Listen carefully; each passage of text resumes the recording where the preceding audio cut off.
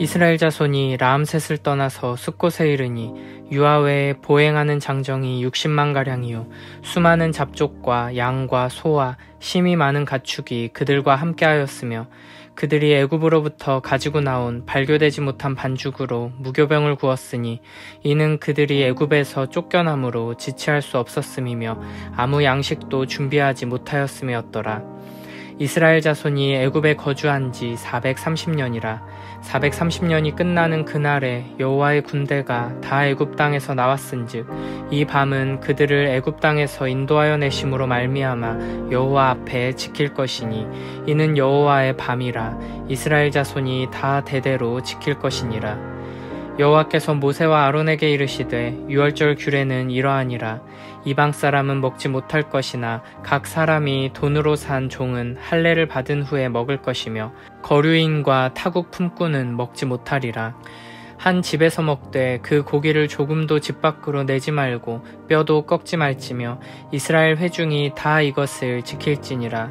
너희와 함께 거류하는 타국인이 여호와의 유월절을 지키고자 하거든 그 모든 남자는 할례를 받은 후에야 가까이 하여 지킬지니 곧 그는 본토인과 같이 될 것이나 할례 받지 못한 자는 먹지 못할 것이라.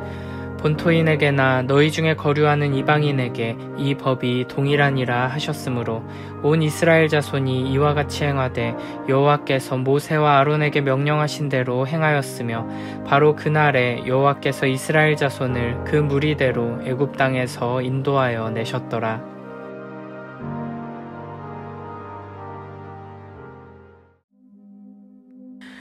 이스라엘 백성들은 14일 유월절 밤이 지나고 15일 아침이 되어 애굽 사람들에게서 은금 패물과 옷 등을 취합니다.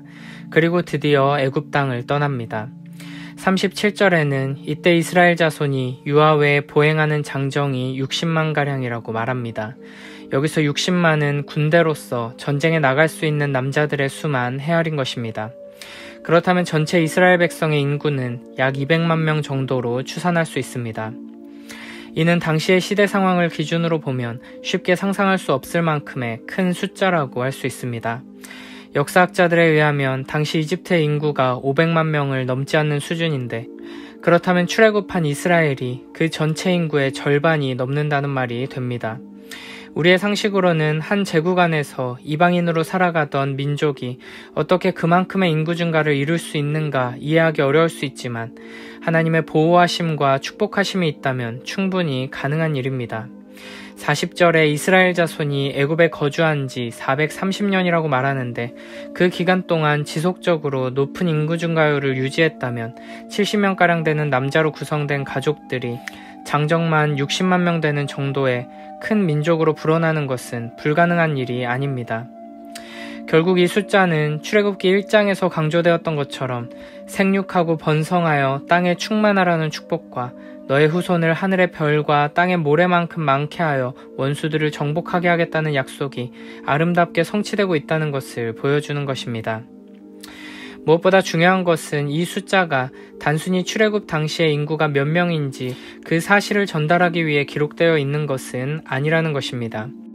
구약 성경에 나오는 모든 족보와 인구조사는 역사적인 사실에 기반해서 기록되어 있지만 사실 자체를 전달하려는 목적보다는 특정한 신학적인 메시지를 전달하기 위해 기록되어 있음을 놓치지 말아야 합니다. 그런 점에서 이 60만이라는 숫자는 출애굽 당시의 인구일 가능성도 충분히 있지만 모세가 출애굽기를 기록할 당시에 이스라엘 인구까지를 모두 합한 숫자일 가능성도 있습니다. 모세오경의 족보들이 이미 죽은 사람이나 그 장면에서는 아직 태어나지 않은 후손들까지 포함하고 있는 경우가 있는 것처럼 출애굽 시점의 장정들 뿐 아니라 출애굽기가 기록되고 있는 미래까지의 모든 장정들을 합한 숫자일 가능성도 있는 것입니다. 사실 60만이라는 숫자는 히브리어로 600과 1000이라는 두 단어로 구성되어 있습니다. 그런데 숫자 1000으로 번역된 히브리어가 가문이나 부대를 의미하는 경우도 있습니다. 그렇게 본다면 이 60만은 600개의 가문 혹은 부대를 지칭할 가능성도 있습니다. 여기서 가장 중요한 것은 이 숫자를 통해 우리에게 주시는 메시지입니다. 창세기 15장 13, 14절에서는 이렇게 말씀하셨습니다. 여호와께서 아브라함에게 이르시되 너는 반드시 알라 내 자손이 이방에서 객이 되어 그들을 섬기겠고 그들은 400년 동안 내 자손을 괴롭히리니 그들이 섬기는 나라를 내가 징벌할지며 그 후에 내 자손이 큰 재물을 이끌고 나오리라. 아멘. 창세기 22장 17절에서는 이렇게 말씀하셨습니다. 내가 내게 큰 복을 주고 내 씨가 크게 번성하여 하늘의 별과 같고 바닷가의 모래와 같게 하리니 내 씨가 그 대적의 성문을 차지하리라. 아멘. 하나님께서는 아브라함에게 약속하셨던 대로 신실하게 이 모든 것을 이루셨습니다. 이스라엘 백성들은 우여곡절을 겪었지만 결국에는 하나님의 놀라운 축복과 보호하심 안에서 생육하고 번성하여 충만하게 되었고 큰 민족을 이루게 되었으며 큰 군대가 되었습니다. 60만이라는 숫자에서 가장 중요한 것은 이 숫자가 장정들, 곧 군대가 되어 전쟁에 나갈 수 있는 인원이라는 것입니다. 이 숫자는 이스라엘이 온 세상 그 어떤 나라보다도 크고 강한 나라가 되었고 이 세상의 그 어떤 군대보다도 더 크고 강한 군대가 되었다는 것을 강조하는 표현입니다. 41절에서도 그날에 여호와의 군대가 다 애굽 땅에서 나왔다고 표현합니다. 51절에서도 한글 성경에서는 그 무리대로라고 번역되어 있지만 히브리어로 보면 그 군대라는 표현이 한 번 더 등장합니다. 그날에 여호와께서 이스라엘 자손을 군대로 인도하여 내신 것입니다. 애굽 땅에서 노예로 고통당하며 비참한 처지에 있던 이스라엘을 여호와 하나님께서는 눈동자와 같이 보호해 주시며 약속하신 대로 축복해 주셔서 큰 민족을 이루게 하셨습니다. 그리고 이제 약속하신 때가 되어 애굽 땅에서 나오게 될 때는 그들은 더 이상 노예가 아니라 여호와 하나님의 크고 강력한 군대가 되었던 것입니다. 지금 이스라엘 백성들에게는 아무런 무기도 다른 나라와 전쟁을 치를 수 있는 기술도 없었습니다. 겉모습만 보기에는 세상 군대와 비슷한 구석이 하나도 없습니다. 심지어는 단 한 번도 누군가와 싸워본 경험도 없습니다. 그러나 이들은 이미 여호와의 군대라고 불리고 있으며 이미 세상에서 가장 강력한 군대를 물리치고 전리품을 가득 채워 승리의 행진을 하고 있습니다. 이것이 바로 여호와의 군대의 모습입니다. 여호와의 군대로 부름받은 우리는 스스로 이 세상과 싸워 이길 수 있는 힘과 능력을 갖출 필요가 없습니다. 이 세상을 물리칠 전략과 기술을 고민할 필요도 없습니다. 이미 하나님께서 싸우셨고 그 모든 거짓된 신들, 그 모든 원수들을 무너뜨리셨습니다. 우리의 왕 되신 여호와 하나님께서 이미 승리하셨고 우리 손에 승리의 깃발과 전리품들을 쥐어주셨습니다. 우리는 그저 여호와 하나님의 영원한 승리를 보고 믿고 의지했을 뿐이지만 언약에 신실하시고 자비하시며 전능하신 여호와 하나님께서는 그런 우리들을 여호와의 군대라 부르십니다. 비록 이 세상 속에서 우리의 모습이 연약해 보이고 아무런 힘도 영향력도 없어 보일 때가 많지만 전능하신 하나님께서 우리를 여호와의 군대라고 부르신다는 것을 항상 기억하며 이미 승리한 여호와의 군대답게 더욱 담대하게 이 세상 속에서 승리를 선포하며 살아가는 복된 우리 모두가 되길 축복합니다. 39절에 보면 이 군대의 전투식량은 발교되지 못한 반죽으로 만든 무교병입니다. 이제 일주일간 이스라엘은 무교절을 지키며 누룩 없는 빵을 먹어야 합니다. 이는 앞서 12장에 무교절을 제정하시는 이야기에서 살펴봤듯이 어린 양의 피, 예수 그리스도의 보혈의 피로 세움받은 여호와의 군대가 그 맡겨진 전투, 영적인 싸움에서 무엇을 무기로 삼을 것인가를 분명하게 보여주는 상징입니다. 무교병은 누룩 없는 빵인데 여기서 누룩은 죄를 상징합니다. 그리고 이 죄 없는 빵인 무교병을 먹는다는 것은 여호와의 군대의 양식이 바로 죄 없으신 그리스도여야 한다는 것을 의미합니다. 우리는 여호와의 군대로서 이 세상에 가득한 죄와 우리 안에 여전히 남아있는 죄와 끝없는 전쟁을 명받았습니다. 그러므로 우리는 이 거룩한 전쟁을 수행하기 위해 죄 없으신 그리스도, 우리를 정결케 하시는 생명의 양식 되신 예수 그리스도를 계속해서 먹고 마셔야 하는 것입니다. 그리스도인의 삶의 승리의 비결은 오직 예수 그리스도를 양식으로 삼는 것에 있습니다. 매일매일 영원한 생명의 양식 되신 예수 그리스도를 먹고 그 진리의 말씀, 언약의 말씀에서 공급되는 힘과 능력, 위로와 소망으로 승리하는 복된 우리 모두가 되길 축복합니다. 38절에 보면 출애굽한 무리 가운데 수많은 잡족들이 함께했다고 말합니다. 이는 여호와의 군대가 단순히 이스라엘이라는 혈통에 의해 결정되는 것이 아님을 보여줍니다. 레위기 24장에 보면 어머니가 이스라엘 여인이고 아버지가 이집트 사람인 어떤 사람이 여호와의 이름을 모독하고 저주하는 사건이 발생합니다.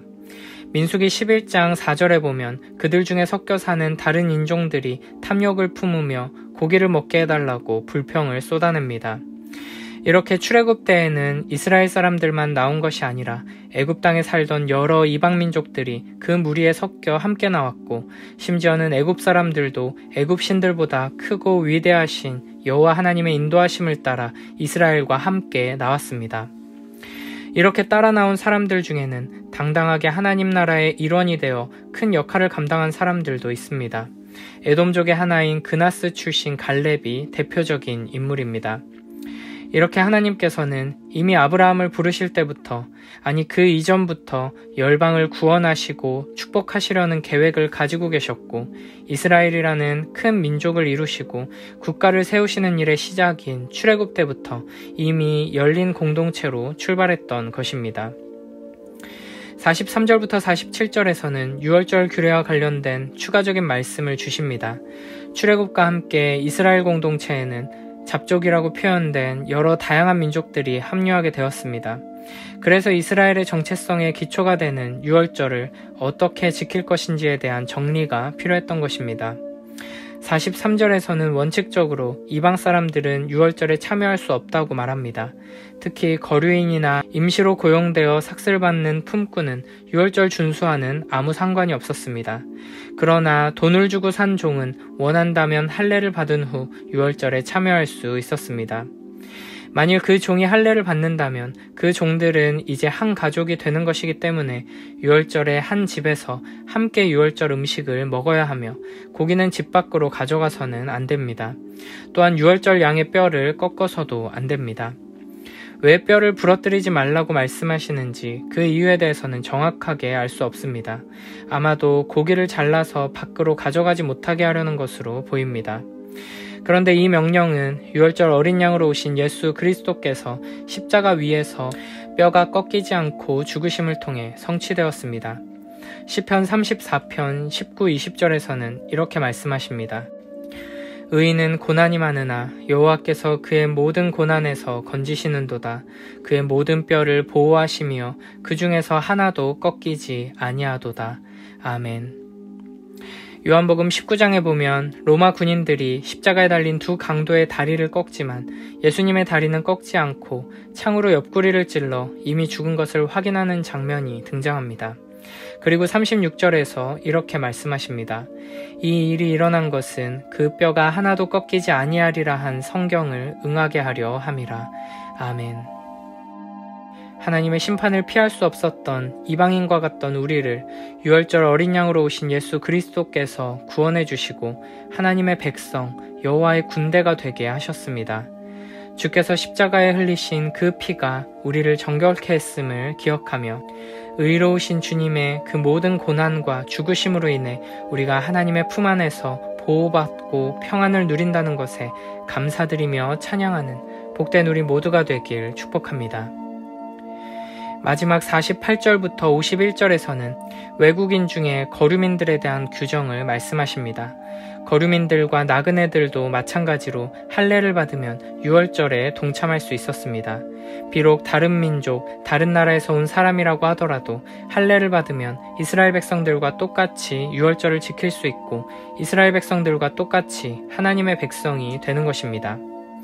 할례는 언약의 징표로서 우리가 하나님 나라의 백성이 되는 것이 나 자신의 조건이나 자격에 근거한 것이 아니며 나의 힘과 능력으로 하나님 나라 백성이 되어 하나님 나라를 이루는 것이 아님을 분명하게 보여주는 장치입니다. 할례를 통해 하나님 나라의 백성이 된다는 것은 오직 여호와 하나님의 주권적인 일하심과 그 은혜를 힘입어 나아간다는 것을 보여줍니다. 그리고 유월절을 통해 우리가 기억하며 되새겨야 하는 메시지도 이와 동일합니다. 우리는 우리의 힘과 능력으로 애굽에서 나온 것이 아니며 우리가 싸워서 전쟁에서 승리한 것이 아니고 우리가 어떤 자격이 있어서 여호와의 군대가 된 것이 아님을 기억하며 되새기는 것이 유월절의 의미입니다.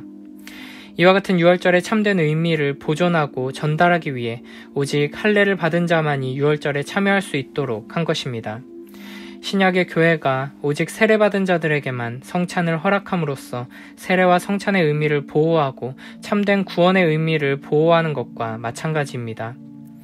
그러므로 우리는 하나님께서 교회에 주신 질서와 규칙들을 잘 지키고 우리 삶에 주신 여러 가지 명령들을 철저하게 순종함으로써 우리에게 베풀어 주신 구원의 본질과 그 의미가 훼손되지 않도록 참된 구원의 감격과 기쁨이 매일매일의 삶에 가득하도록 해야 할 것입니다.